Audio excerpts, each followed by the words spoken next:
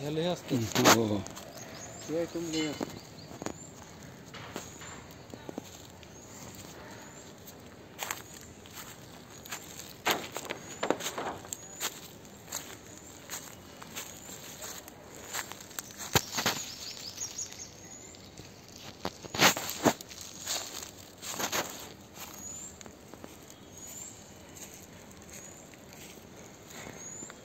बाहेर टाकू नका.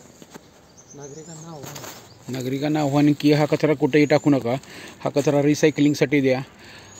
इकोव्हिजन फाउंडेशन, गांधी फाउंडेशन, त्याचबरोबर कराड नगर परिषद आणि enviro nature club, Chhatrapati Shivaji उद्यान हाऊसिंग सोसायटी यांच्या वतीनं हा एका दिवसामध्ये गोळा झालेला काही टन कचरा आहे. हा कचरा रिसायकलिंगसाठी दिला जाईल.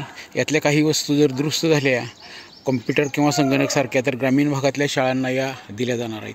आपण जो कचरा दिलेला आहे त्या सर्व कचरा देणाऱ्यांचं हार्दिक अभिनंदन.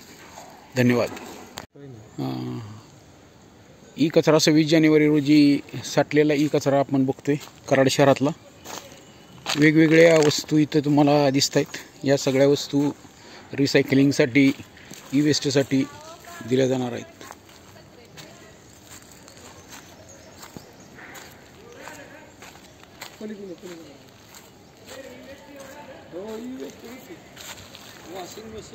वेस्ट बऱ्यापैकी आलेला आहे. कम्प्युटर्स आलेले आहेत, वॉशिंग मशीन किंवा इतर गोष्टी, बऱ्या बॅटरीज वगैरे आलेल्या आहेत.